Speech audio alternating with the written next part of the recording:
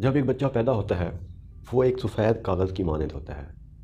जैसे जैसे नशोनुमा पाता है उसके ऊपर वो नक्श नैन छपते जाते हैं जो उसने अपनी पूरी ज़िंदगी में बाद में लोगों के साथ बिहेव रखना होता है। बेसिकली हम जब पैदा होते हैं अपने वालिदैन को ऑब्ज़र्व करते हैं, अपने वालिदैन के साथ अपने बड़े बहन भाइयों को ऑब्ज़र्व करते हैं या उन लोगों को जिनको हम बचपन से देखना शुरू करते हैं और हमारे मिजाज डेवलप होना शुरू हो जाते हैं। जब हम घर से निकल कर स्कूल में आते हैं हमारा इंटरेक्शन दूसरे बच्चों के साथ होता है। हर बच्चे की फैमिली का ताल्लुक़ मुख्तलिफ़ जगहों से और मुख्तलिफ़ कल्चर से होता है। हम उनके साथ इंटरेक्ट करते हैं, हमारी सोच बनती है, हमारे मिजाज बनते हैं। बेसिकली इंसान की सोच वो ऐनक है, वो फ़िल्टर है जिससे उसने अपनी पिछली ज़िंदगी गुजारी है। वो हर उस चीज़ को उस पर्सपेक्टिव से देखेगा जैसे उसने अपनी ज़िंदगी में वो देखता आया है, लोगों को सुनता आया है। हम कोई फ़िल्म दिखाते हैं बच्चों को, कोई ड्रामा दिखाते हैं तो 5 बच्चों में से हर बच्चे का ज़ाविया, उसको सोचने का तरीका, उसका पर्सपेक्टिव मुख्तलिफ होता है। क्यों? क्योंकि वो 5 बच्चे मुख्तलिफ बैकग्राउंड से ताल्लुक़ रखते हैं।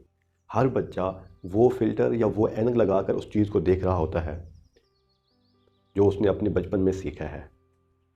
एक ही चीज़ को मुख्तलिफ लोग मुख्तलिफ अंदाज से देखते हैं क्योंकि उनके मिजाज चेंज होते हैं।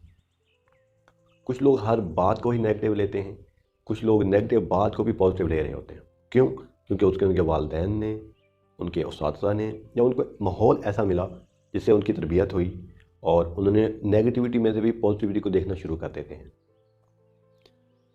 जब हम बड़े हो जाते हैं हमारे पास एक ऑप्शन होता है अपने मिजाज को तब्दील करने का। वो है ऐसी चीज़ें देखना, ऐसी चीज़ें सुनना, ऐसे लोगों से मिलना जो पॉजिटिव होते हैं। अगर हम पॉजिटिव होना चाहते हैं तो हमारी डेली की रूटीन में पॉजिटिव चीज़ें देखना, पॉजिटिव चीज़ें सुनना और पॉजिटिव लोगों से मिलना ज़रूर होना चाहिए। इससे हमारी पर्सनैलिटी, हमारे मिजाज डेवलप होना शुरू हो जाते हैं और एक ना एक दिन उस चीज़ का असर हमारी लाइफ पर पड़ता है और हम एक पॉजिटिव इंसान के सूरत में सामने आते हैं। अपने बच्चों के मिजाज बनाने के लिए उनके साथ पॉजिटिव चीज़ें करें, उनको एतमाद दिलाने के लिए उनको अप्रिशिएट करें। यही मिजाज बड़े होकर उनकी ज़िंदगी का एक बहुत बड़ा असासा बनते हैं और इसी सबक के तहत वो अपनी पूरी ज़िंदगी गुजारते हैं।